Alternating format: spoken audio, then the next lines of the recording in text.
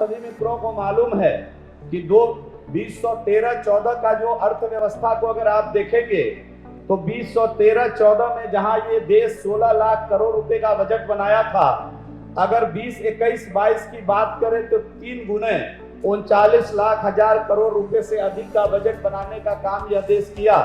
और लगातार digital India की बदौलत कोविड काल में भी हम देश के अंतिम व्यक्ति तक अपने अर्थव्यवस्था को संतुलित करके चलाने का काम देश के यशस्वी प्रधानमंत्री जी के नेतृत्व में हुआ। मित्रों, यहाँ मैं मुख्य रूप से आया हूँ सभी साथियों को आग्रह करने कि लगातार बिहार की जो अर्थव्यवस्था बढ़ रही है, बिहार के अंदर हम लोगों ने एक कुशल नेतृत्व में, माननीय मुख्यमंत्री जी के नेतृत्व में लगातार 15-20 वर्षों से जो इंफ्रास्ट्रक्चर पर काम किया है, इस सरकार जब पिछले 1 वर्षों से नई एनडीए की सरकार बिहार में काम कर रही है, मुझे बताते हुए संतोष हो रहा है कि पिछली बार लगभग इसी समय मेरा आगमन यहाँ हुआ था और पिछले 1 वर्षों में 30,000 करोड़ से अधिक का निवेश बिहार को प्राप्त हुआ है। आप सभी साथियों को मैं इसके लिए धन्यवाद देना चाहता हूं। और माननीय मुख्यमंत्री जी के नेतृत्व में हम लोगों ने जो इथेनॉल पॉलिसी बनाई, आज देश भर के 17 से अधिक उद्योगपतियों ने बिहार में काम करने की इच्छा जताई है और बड़े पैमाने पर फूड प्रोसेसिंग यूनिट के अंदर आज हम लोग काम कर रहे हैं।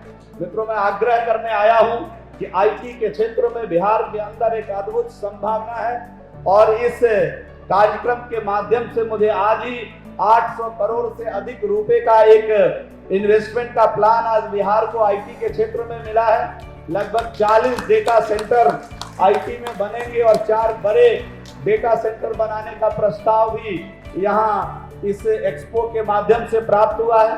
हम तो आग्रह लेकर के आए हैं कि बिहार के अंदर आज आईआईटी, आईआईएम और बीआईटी जैसी संस्था काम कर रही है इंजीनियरिंग के क्षेत्र में। आईआईटी पटना का नाम इसी मंच से अभी हुआ है, आप सभी मित्रों को मालूम है। और बीजी एसटीपीआई बैठे हुए हैं और एसटीपीआई में हम लोग क्या कमाल कर रहे हैं, सभी उनको मालूम होगा कि इन्हीं के नेतृत्व में अभी पटना के बाहर भी हम लोग दरभंगा और भागलपुर जैसे शहर को सिलेक्ट किया है और बिहार के अंदर पटना में भी बड़ा उसकी कैपेसिटी बढ़ा करके बहुत 1 लाख से ऊपर स्क्वायर फीट जगह हम उसमें बनाने जा रहे हैं। इंक्यूबेशन सेंटर आईआईटी की मदद से हम वहां बना रहे हैं और आपको बताते हुए मुझे प्रसन्नता हो रही है कि बिहार पूरे देश के अंदर दूसरा राज्य है जहां इंडस्ट्री 4.0 जब आप वहां आएंगे तो कुशल आपको मैन पावर मिले, इसकी भी मुकम्मल व्यवस्था बिहार की सरकार ने माननीय मुख्यमंत्री जी के नेतृत्व में किया है। और टाटा टेक्नोलॉजी जैसी देश की अग्रगणी संस्था आज बिहार के अंदर इंडस्ट्री 4.0 को पढ़ाने जा रही है, उसका शैक्षणिक व्यवस्था करने जा रही है और लगभग 4600 करोड़ रुपए का इन्वेस्टमेंट बिहार के सभी 149 आईटीआई को सेंटर ऑफ एक्सीलेंस में तब्दील करने के लिए हम लोगों ने कर लिया है। एमओए ऑलरेडी हमारा टाटा टेक्नोलॉजी और उनके 20 एलायंस पार्टनर के साथ हम लोगों ने किया है और हम एक नया अवसर बिहार के अंदर खड़ा कर रहे हैं कि आपको इंडस्ट्री 4.0 के लिए जो मैन पावर चाहिए, आज वहां रोजगार के भी अवसर बहुत ही ज्यादा है, जिसके अंदर हम लोग आज ड्रोन तकनीक से लेकर के आईओटी से लेकर के और अगर आप देखें तो रोबोटिक एंड 3D जैसे सभी प्रकार की चीजों को वहां इस सेंटर ऑफ एक्सीलेंस पे पढ़ाने का काम करेंगे। तो बिहार आज बिल्कुल, आप इंफ्रास्ट्रक्चर के मामले में ले लीजिए, लॉ एंड ऑर्डर में पिछले 15 वर्षों में ड्रास्टिकली चेंज माननीय मुख्यमंत्री जी के नेतृत्व में बिहार के अंदर हुआ है। और हम तो यहाँ जब आते हैं तो मुझे स्मार्ट सिटी की गूंज सुनाई पड़ती है और मुझे बताते हुए खुशी हो रही है कि हम लोग तो स्मार्ट विलेज का काम बिहार में कर रहे हैं और 24 घंटे बिजली बिहार के गांव को इस समय दे रहे हैं और जो इंफ्रास्ट्रक्चर है बिहार के गांव तक हमने पहुंचाया है।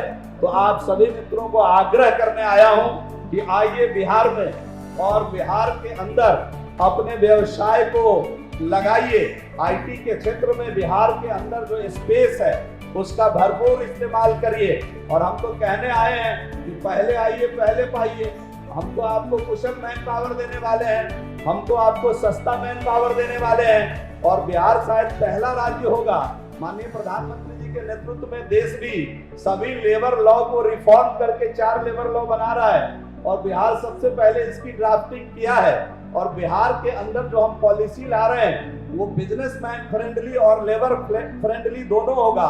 और पहली बार कोई सरकार दोनों में मैच करा करके व्यापार को पटरी पर दोहराने की चेष्टा कर रही है। इसलिए हम आप सभी लोगों को आग्रह करने आए हैं कि बिहार में आइए और बिहार के अंदर आप इन्वेस्टमेंट की दिशा में अपने कदम बढ़ाइए। आज 38 इंजीनियरिंग कॉलेज बिहार के अंदर काम कर रहा है, आज 20 मेडिकल कॉलेज बिहार के अंदर है, आज 20 एग्रीकल्चर कॉलेज बिहार के अंदर काम कर रहा है। तो आप सभी लोगों के लिए जो नीड है, जो आवश्यकता है कि कुशल मैन पावर भी बिहार के अंदर हम बीएसडीएम के माध्यम से आज खड़ा कर रहे हैं। तो इतनी सारी चीजों को लेकर के स्टार्टअप्स, एक अद्भुत काम हम बिहार में कर रहे हैं। अभी स्टार्टअप्स की बात हमने सुना, स्टार्टअप्स तो बड़े पैमाने पर पिछले 4-5 वर्षों में खड़ा हुआ है देश के सभी राज्यों में। लेकिन मुझे एक बात बताते हुए खुशी हो रही है कि 13-14 में इस देश के अंदर केवल 4000 पेटेंट यहाँ के लोगों ने लिया, और 21-22 में इस देश में 28,000 पेटेंट अपने नाम करने का काम किया है। ये स्टार्टअप्स को भी लगता है, और रिसर्च एंड डेवलपमेंट के क्षेत्र में काम करने वाले लोगों को भी इसका क्रेडिट जाता है। और आपको जानकर अच्छा लगेगा कि 13-14 में जहां आपका देश केवल 70,000 ब्रांड रजिस्ट्रेशन का काम किया, स्टार्टअप की बदौलत आपका देश 21-22 में 4.5 लाख से अधिक ब्रांड रजिस्ट्रेशन का काम अपने नाम किया है। तो ये सारी उपलब्धि माननीय प्रधानमंत्री जी के नेतृत्व में पिछले 5-7 वर्षों में इस देश को मिला है। और आपको मालूम होगा कि जहां 13-14 में देश का स्टार्टअप्स में रैंकिंग 81 नंबर पर था, अभी केवल 7 वर्षों में देश के यशस्वी प्रधानमंत्री जी के कठिन परिश्रम के कारण ये 40 नंबर पर आया है। और अगले 5 वर्ष की चुनौती ये सरकार लेती है कि इसको प्रथम 20 के अंदर ला करके स्टार्टअप्स को खड़ा करेंगे।